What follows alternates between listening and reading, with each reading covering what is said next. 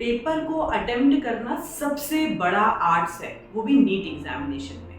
तो आज की वीडियो में हम जानने वाले हैं कि पेपर को कैसे अटेम्प्ट करें सो दैट आपने जितनी भी प्रैक्टिस करी है, जितनी भी साल भर मेहनत करी है, वो प्रॉपर रिजल्ट आपको दे पाए।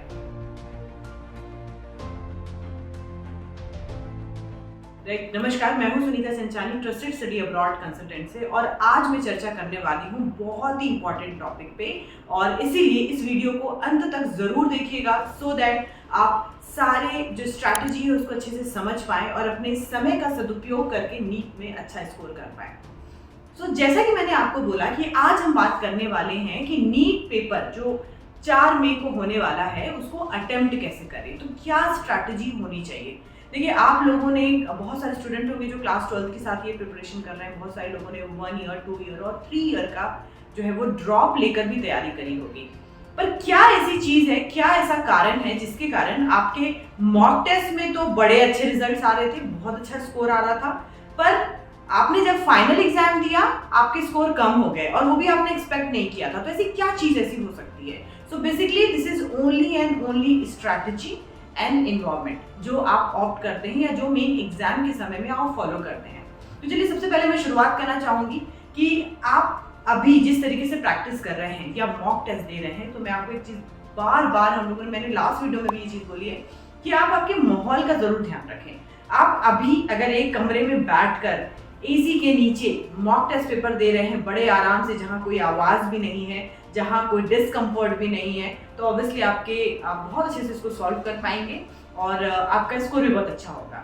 पर ये बात मत भूलिए कि जब आप नीट एग्जाम एक्चुअली देंगे, उस समय भरी गर्मी में आपको वो एग्जाम देना पड़ेगा, आपके चारों तरफ लोग भी होंगे जिसको देख के आप स्ट्रेस भी महसूस कर रहे होंगे, और आपको ऑब्वियसली मौसम का भी बहुत ज्यादा फर्क पड़ने वाला है।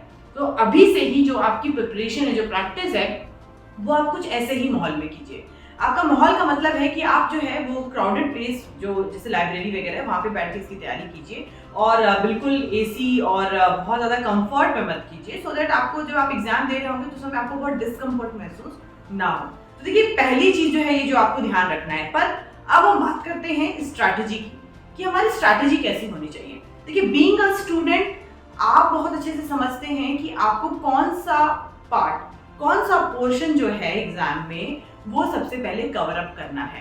पर हम इतने सालों से देखते आ रहे हैं, एक्सपीरियंस देते आ रहे हैं कि हमारे पास बहुत सारे ऐसे स्टूडेंट आते हैं जो कई बार तो ऐसा होता है कि पिछले नीट एग्जाम में बल्कि उनका अच्छा मार्क्स था, इस बार बल्कि डाउन हो गया या उतना ही इक्विवेलेंट आया। It is just because of the not changing the strategy. कुछ बेसिक टिप्स आपको देना चाहूंगी, और अगर आप इसको फॉलो करेंगे तो डेफिनेटली वी कैन गारंटी कि आपने जितना भी अभी तक प्रैक्टिस किया है, जितना भी आपने पढ़ाई किया हुआ है, उतना रिजल्ट आप जरूर लेकर आ पाएंगे। तो स्ट्रैटेजी कैसी होनी चाहिए? देखिए, नीट का जो पेपर है इसमें 3 पोर्शन होते हैं, बायो, फिजिक्स, केमिस्ट्री। तो सबसे पहले आपको ये डिसाइड करना पड़ेगा आपका फेवरेट पोर्शन कौन सा है। ऑब्वियसली हर स्टूडेंट का एक फेवरेट पार्ट होता है, किसी का फिजिक्स है, किसी का केमिस्ट्री है, किसी का बायो है। अगर आपको ऐसा लगता है कि बायो आपका फेवरेट है या केमिस्ट्री आपका फेवरेट है, तो आप उसको सबसे पहले पिक कीजिए। वैसे तो ये जो स्ट्रैटेजी है ये बचपन से हम सुनते आ रहे हैं और इसको एग्जीक्यूट भी करते आ रहे हैं, पर जब बात आती है कॉम्पिटिटिव एग्जामिनेशन की तो कहीं ना कहीं हम लड़खड़ा जाते हैं और घबरा जाते हैं।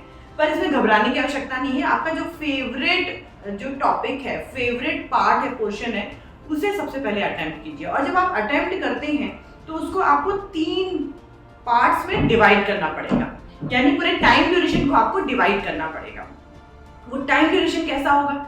सबसे पहला जो है, अगर आप एक पर्टिकुलर क्वेश्चन उठाते हैं तो उसमें जितने भी आपको ऐसा लगता है कि एक बार में आपने क्वेश्चन पढ़ा और आपके लिए वो करने जैसा था, आप कर सकते थे, तो आपको इमीडिएटली उसे अटेम्प्ट करना है, राइट। देन ऐसे ही आप दूसरे पोर्शन पे आइए, जो इजी क्वेश्चंस लग रहे हैं आपको पहले उसको अटेम्प्ट कीजिए।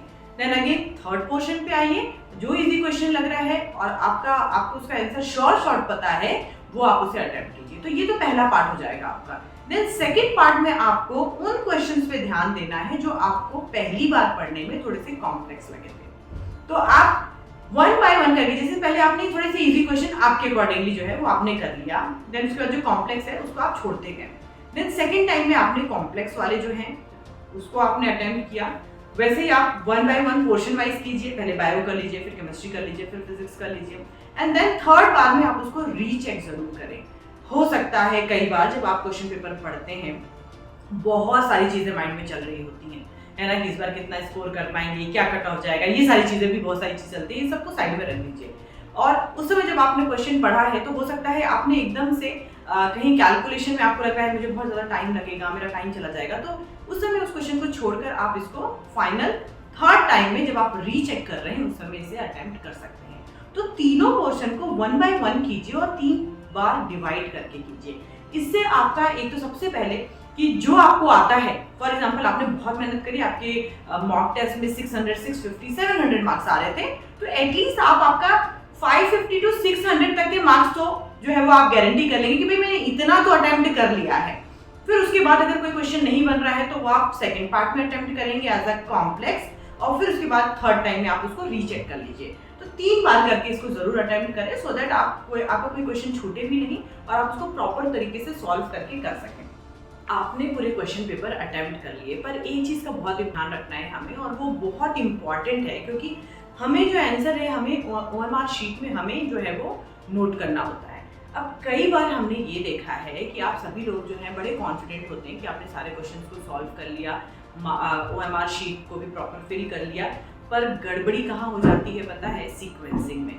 नंबर 1 का आंसर कहीं और का आंसर कहीं और, ऐसा चलता जाता है, और अगर एक सीक्वेंसिंग गड़बड़ हुई तो पूरी शीट के कारण जो है वो कहीं ना कहीं आपकी नेगेटिव मार्किंग या फिर आप अच्छा स्कोर नहीं कर पाएंगे। तो उस केस में आपको ध्यान रखना है, जैसे कि मैंने आप लोगों को बोला कि फर्स्ट पोर्शन में आप इजी क्वेश्चन जो है उसको सॉल्व कीजिए, तो जैसे जैसे उस क्वेश्चन को आप सॉल्व करते जाएंगे वैसे वैसे ही OMR शीट पे आप उसको कंफर्म करते जाइए, और जो आपको ऐसा लग रहा है कि आप डाउटफुल हो तो उसको पेंसिल से हल्का सा लाइट सा स्लैश करके मार्क कर दीजिए, सो दैट वो आपके जो है वो एनालिसिस में भी, रिजल्ट एनालिसिस जब वो उसमें भी ना आए मार्किंग के समय, और साथ ही साथ आपको ये पता चल जाए कि हमें मेरा यहाँ पे डाउट था, तो आप उसको करते चलेंगे तो आपकी सीक्वेंसिंग बिगड़ेगी नहीं।